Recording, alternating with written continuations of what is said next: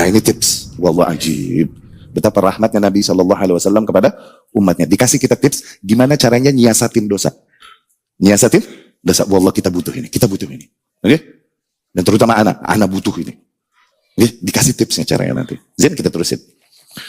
Dan balaslah perbuatan-perbuatan buruk tersebut, yakni dosa-dosa itu, dengan perbuatan-perbuatan baik, yakni dengan amal-amal saleh yang mendatangkan pahala, tamhuha yang akan menghapuskannya, yakni menghapuskan catatan buruk. Yani, fa inna tabib mata tanawala al-maridu syai'an mudirran amarahu bima yuslihu.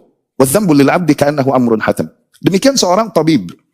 Ketika pasien yang datang, dia habis mengkonsumsi sesuatu yang akhirnya menjadi madarat untuk dirinya, pastilah seorang tabib akan memerintahkan sesuatu yang neutralize, menawarkan menawarkan racun yang masuk itu, atau hal yang madarat yang masuk ke dalam tubuhnya itu.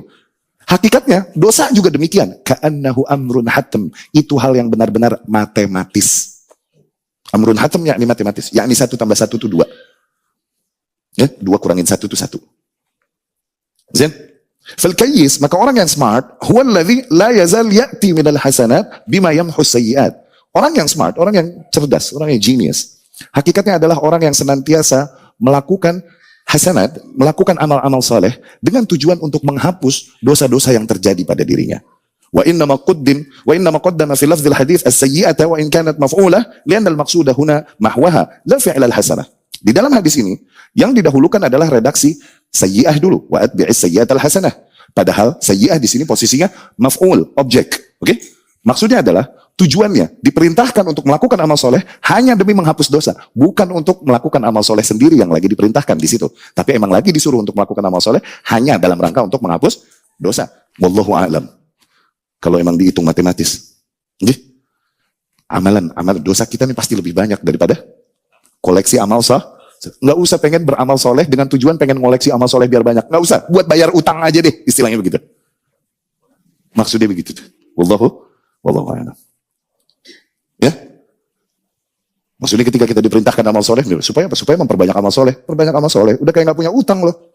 Buat bayar utang, dalam artian buat menebus dosa-dosa. Tadi disarankan agar amal soleh yang dilakukan sesuai dengan dosa yang terjadi. Itu lebih efektif untuk menghapuskan dosa. Nah, contoh, kalau seseorang kasus dosanya adalah kurang ajar sama orang tua, maka agar dia yubalir, berlebihan di dalam berbakti kepada orang tua. Tuh, sebisanya. Manisin, jenguk, pijitin, kasih hadiah-hadiah. Karena dosanya di situ. Faham? Ente habis gosipin saudara ente, gibahin. Ente sebar aibnya. Ente tahu bro, si fulan, dia Power Ranger bro. Ente aibnya disebarin. Dosa gak? Aib kan? Nah bagaimana menghapusnya? Takalluf ini membebani diri berlebihan. Ketika kau mengaku kepadanya, akhi, ane dulu gibahin ente. Jangan, takalluf itu. Tapi caranya, kau puji dan sanjung dia. Sebutkan kebaikan-kebaikannya dan mohonkan doa rahmat Allah Subhanahu wa taala baginya. Tuh, caranya begitu. Jangan ngaku sama dia. Bro, ane gibahin ente. Ane sebut dia tuh, ente ambil kotak amal masjid. Nah, jangan ngaku, kalau nggak ketahuan jangan ngaku. Itu takalluf.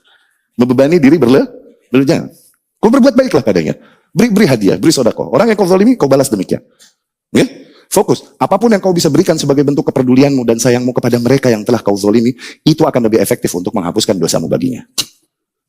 Dosamu dulu nggak pernah sholat, Ustaz aneh. Perbanyak sholat sunnah.